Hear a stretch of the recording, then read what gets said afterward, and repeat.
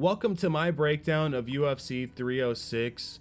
I had to come back for not only the very first UFC event held in the Sphere, but the very first sporting event ever held in the Sphere. And I plan on coming back for weekly videos, at the very least one upload. But this week I'm gonna have football and UFC completely separated. Next week there's no UFC, so it's only gonna be football. If you want to see my primetime NFL picks or any of my notes, be sure to join the Discord with the Patreon link in the description. Of course, that supports the channel as well, and that's all appreciated. But you not only have access to my notes, you have access to the community notes, and we have the sharpest sports betting community there is. And without further ado, let's get that Big Rooster money.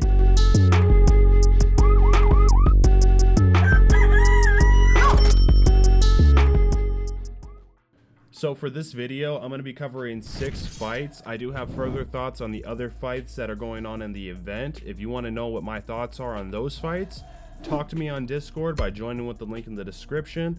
Other than that though, the first fight for this video I'm covering is Edgar Chairez versus Joshua Van. I have to take the dog here. A few reasons why. I do think that Joshua Van has a weak ground game that if Edgar can get him to the ground, he can really exploit. I also do believe that since this is for Mexican independence, this is like a celebration of that, I do think that we want to back the dog who's from Mexico here.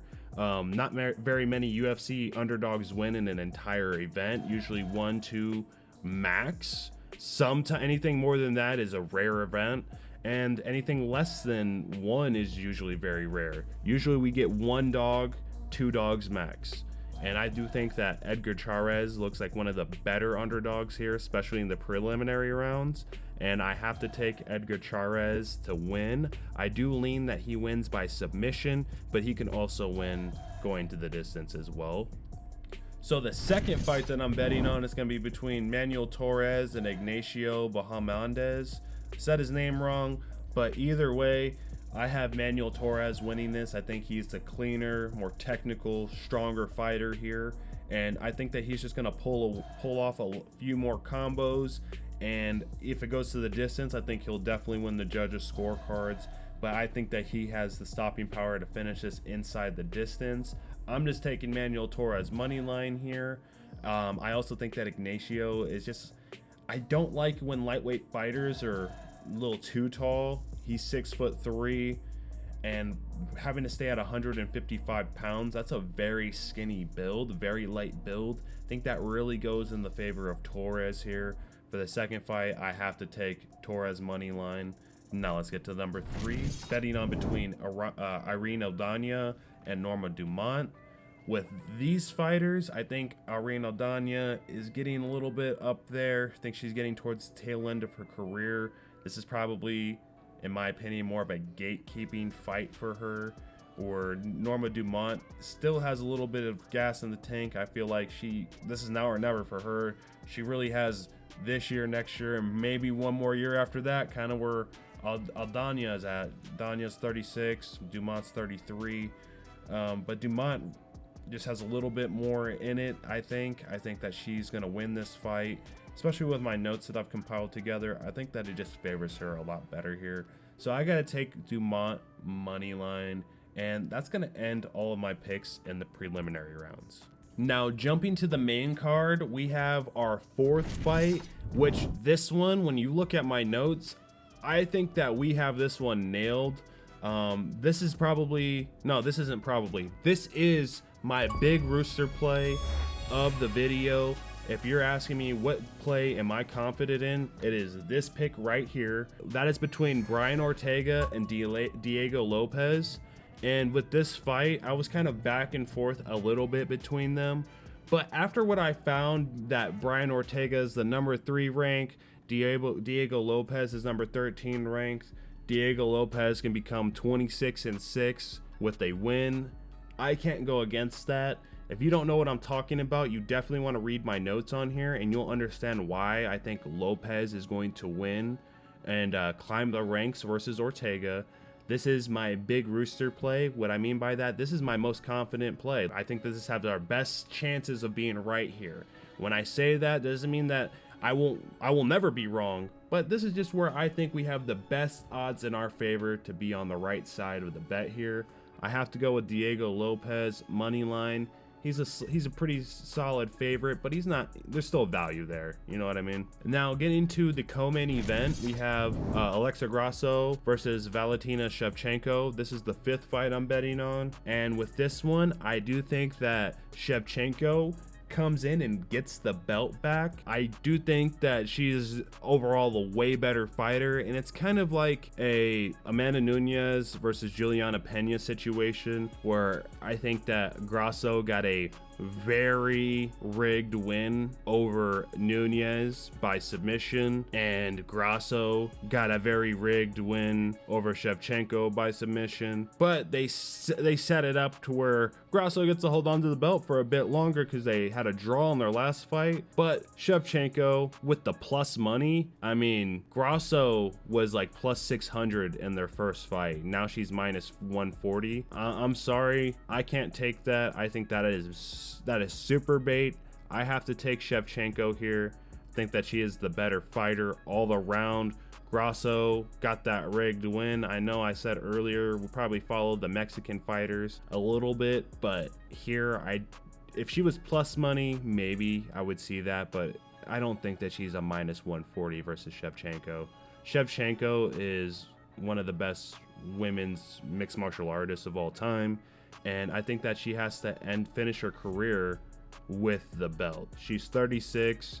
She's getting to the twilight peak. If she doesn't get the belt here, she's probably not going to ever have a chance again. I think that she gets the belt, retires with the belt after maybe this fight or after another fight or two, but I think that this is her final push. And the only other fighter that she lost to more than once was Amanda Nunes. So again, I got to take Shevchenko here. Again, I could be wrong on any of these picks, but these are what I think is going to happen. This is what I'm betting on happening. And if you want to see my further notes, join the Discord. Quit playing around, dicking around. Just join the Discord. You can also talk to the other Big Roosters in the chat. They'll be able to help you get your money right. And then our last fight is going to be, of course, between Sean O'Malley and Merab Dvalishvili. You know, I struggle saying his name there, but I think we managed well. With this one, I mean, O'Malley has a 5-inch height advantage, a 4-inch reach advantage, and he is a elite striker. When you're an elite striker and you have this height and reach advantage, you're gonna be able to exploit anyone who's trying to take you down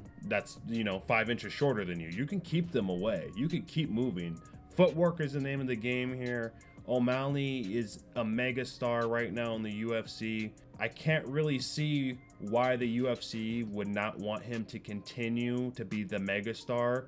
It's not about what makes Vegas money. The UFC may be based in Vegas.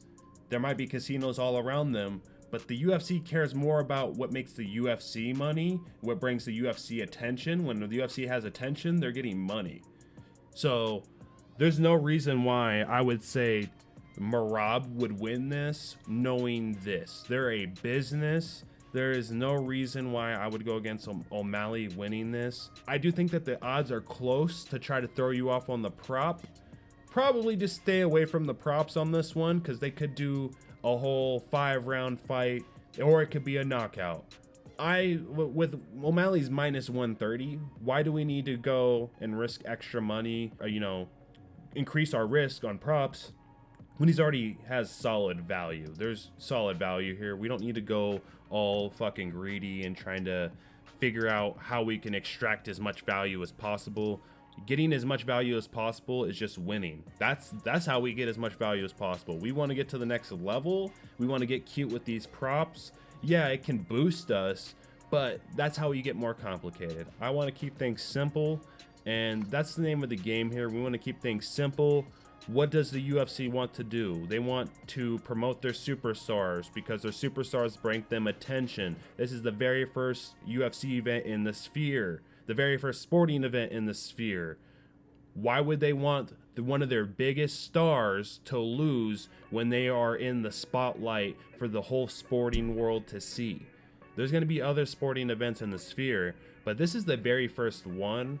They're gonna end it off the night with O'Malley keeping the belt. I don't see it any other way. If you disagree with me, tell me why in the comments below. I go by Strainz. I'm gonna come out here with picks every single week. I'm not gonna cover prime time in the videos. You want my prime time picks, you want any of my notes, you want to talk to me or the community, join the Discord and the link in the description. It is hands down the best Discord that you've ever been a part of when it comes to sports betting. This is the best Discord there is, and you just might learn something. I would also say we have contests that I pay the winners out of my pocket every single month.